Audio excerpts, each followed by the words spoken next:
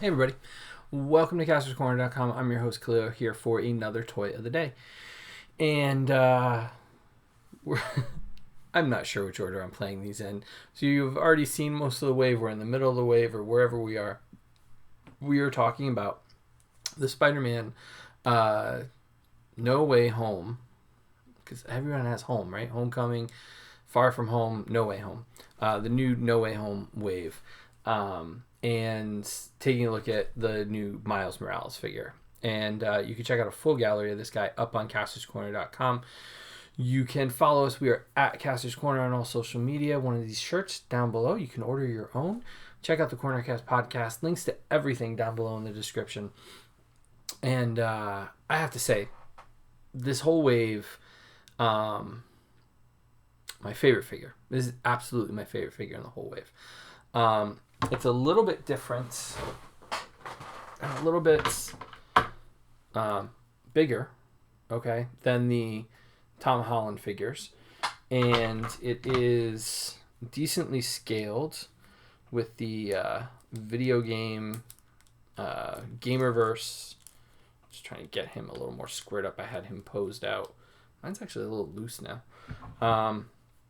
He is slightly smaller than the Peter. So now you've got two Gamerverse figures from the Spider-Man world, which is great, a great addition to it. So what's great about him? So he is completely pinless. I think we saw that with, yeah. So these Spider-Man 2 are pinless, or that one is. This one is not. But you get a much thinner, streamlined Miles here, which is great. Very, very reminiscent of Into the Spider-Verse, where he's a much trimmer character. Peter's a little more bulky. And Miles here has the Gamerverse costume. But it's I think it's just a stunning costume. It's got that matte color and texture to the whole costume. So the arms, all the black parts on the costume, the legs, everything has a little bit of a texture to it. It's not just flat and smooth. There's all these little bumps in there, which really adds a little bit of depth to the optical piece of it, to the look of it, as well as kind of just the overall texture of the figure, which is nice. And I know it's just like this very little thing, but just, these Spider-Men are very smooth, right? All the parts are very smooth. The texture on this one just adds a little more depth, just a little bit. Kind of tricks the eye. Feels really fun when you pose it. Feels like it has a little more depth to it. I keep saying that. He's pinless, double knees, double elbows, very, very posable. I haven't taken pictures of him yet, but as you can see, like, he can just kind of, if you were going to do like a tuck, picture of him kind of like flipping, it's a really, good figure. He's got like that full articulation there in the chest. So, I mean, he is just so much more of a dynamic figure than we're used to in the Legends line. I mean, this is the level that I would expect with MayFX, SH Figure Arts, a lot of the import versions of these characters. But they have really amped up. I mean, this, I don't have a problem paying $25 for this. I think it was like 24 and change. So pricing went up from, $17 or $19 depending on where you got them. Now it's up to $22, $23, and you're paying $24 with tax here in Connecticut. So, I don't feel bad about paying that for this. This, yeah, kind of no accessories. Now Miles is loaded. He's got the fists here. You have the wall crawling hands, so you get a pair of those as well. So the open hands. You get a pair of our famous Spider-Man thwip hands, okay? And you get the Miles Morales shock you hands with the electrical charge. And you get a Build-A-Figure piece, and I used to make fun of Jesse doing live videos and switching heads. You also get an unmasked Miles head.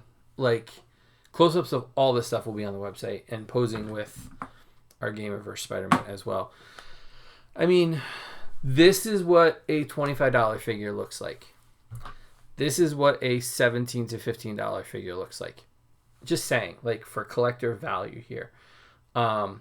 Multiple sets of hands that are appropriate for the character, an unmasked head.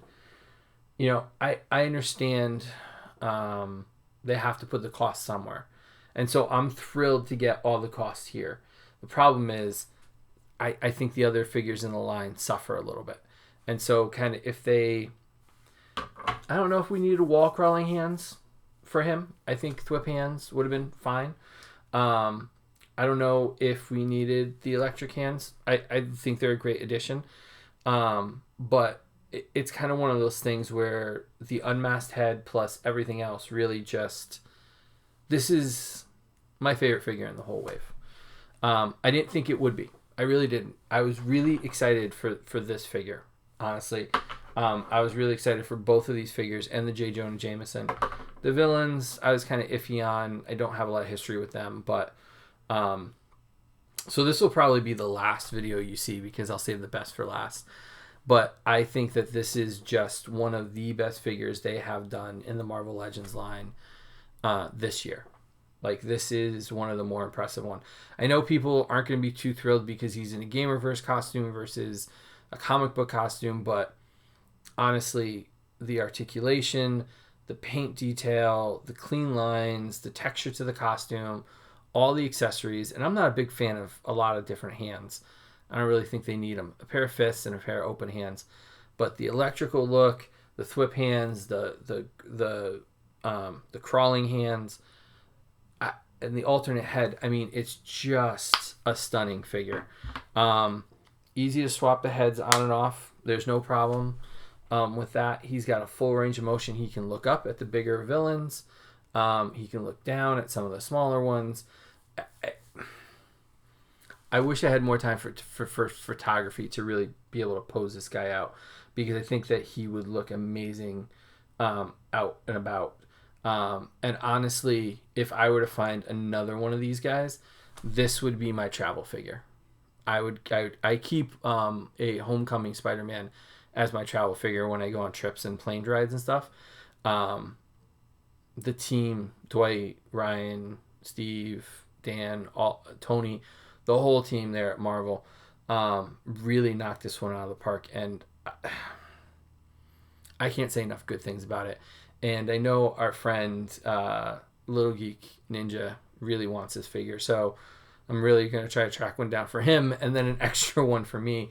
He's one per case, so he is not going to be easy to find in store, because I think you'd be a fool to pass this one up. But there he is. So I'm going to put a full gallery of this guy up on castorscorner.com right there. You can go there. You can check out us on social media. We're at Castors Corner on all social media. Cornercast podcast, new episodes coming soon. We're rounding out our break and kind of recovering from all the stuff that happened recently, and trying to dig out of everything. And so subscribe to the channel. We really appreciate it. The more of you subscribe, the more cool things we get to do, and then we get to share them with you. And as we end up every episode now, Jaxie, we miss you, and we'll see you tomorrow night for another Toy of the Day here on castorscorner.com. Have a good night, everybody.